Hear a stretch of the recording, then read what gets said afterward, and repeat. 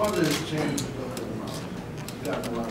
The weather has changed in Big Bear, but Gennady comes from a climate and from a region that's a heck of a lot colder than we've ever seen. So I don't think it's going to bother him. He's used to the weather, so he likes running in the snow. He likes running in the summertime. He's just an athlete that just likes to work. He just wants to stay busy, and he'll deal with whatever consequence or circumstances there is at the particular time he's in camp. So there shouldn't be any reason why he's not going to be as prepared as he was in the summertime. What challenges Martin Murray creates for you guys?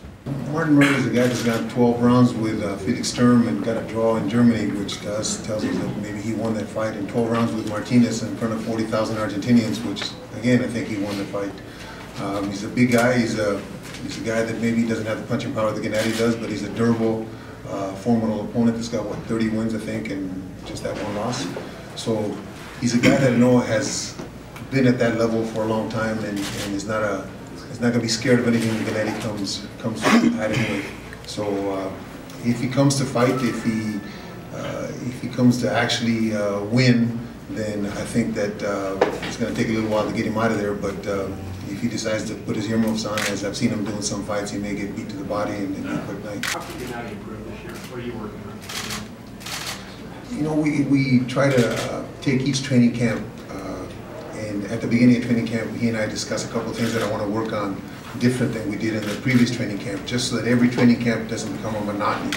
It becomes something that we're trying to work on certain facets so that when he does get to the so-called elite fighters, we practice about everything that we need to practice to be able to beat them. I'm not going to divulge what it is that we were practicing on this one, but for the last one was trying to go to the body. We thought we were going to fight Chavez originally for the last one, so we're trying to work on blocking the body shot and countering it and making sure that Chavez understood that it was something coming back at him. So for this one's a little bit different because Martin Murray is a different kind of fighter, but we are working on different things for this training camp. If you can put your finger on it, what makes him that extra dimension? 3.5 years ago, I sent an email to Robert Morales telling him that I had the next big thing in boxing in my gym. And Robert answered me like, yeah, like you would do most trainers. Yeah, sure. Like I did? Yeah, like you did. You know, I've had two very intelligent fighters in my career. One was Orlin Norris, who couldn't punch, and the other one's Gennady Golovkin. Two intelligent fighters that are very skilled, that are going to make you make the mistakes that they want you to make, and then capitalize on them. That is one of his biggest assets. The other one is he continues to work in the gym to perfect things that we are trying to do. The foot movement and the cutting off the ring that people keep talking about, that's not something that he doesn't practice. He practices that every day. In order to get better and to make sure that we can deal with the guys, the elite guys, the so-called elite guys, that's even going to have to get better. So it's just a matter of not getting complacent and making sure that we don't forget anything that we practiced in the past and continue to practice it and continue to improve. Murray's one of the taller opponents Gennady's faced. I believe he's about 6 feet tall. Does that change the strategy? No, because Gennady will cut him down to 5'10". So I think that I've never been the kind of coach that's going to adapt to somebody. They're going to have to adapt to us. They're going to have to adapt to us and make sure that they have enough ability or enough in their tank or enough gumption to be able to handle what Gennady's going to come at him with. Once Gennady hits him with one shot, he'll be, like I said, back down to 5'10". Do you think, like right now, with the way that Gennady has performed, that maybe he's starting to outshine like these so-called A-listers? Well, I think he has outshined them, but I've said in the past that it's up to you folks to shame them or to ask the questions that you're asking me. Ask them why not. Ask Peter why not. If Peter says that he's not known, just read him the numbers. Freddie says that he's never seen Golovkin. Freddie's smarter than that. I know Freddie's seen Golovkin.